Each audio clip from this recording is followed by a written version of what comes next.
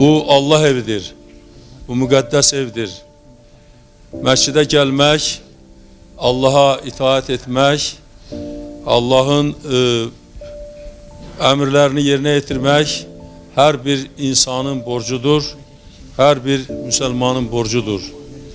Və mən çox məmnunam ki, Gürcistan torpağında, Tbilisi şəhərində Azərbaycanlıların belə bir ibadətgah yeri var, özlərinin məscidi var və bu məsciddə hər bir Azərbaycanlı, hər bir müsəlman gəlib Allaha itaat edib, dua edib, öz müsəlmanlıq borcunu yerinə yetirmək imkanı var.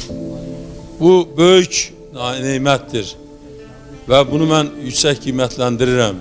Mən bura gəlməyə münasibəti ilə birinci öz adımdan Quran-ı Kərimi Azərbaycan dilinə tərcümə olunmuş, Azərbaycan dilindəki siz oxuya bilərsiniz. Bu Quranı sizə təqdim edirəm. Sizin məscidə mənim xalçamı qəbul edin ki, Allah qəbul edin. Azərbaycan prezidentinin xalçası. Allah qəbul edin. Allah qəbul edin. Bu da sizin məsciddə xalçamı da qəbul edin.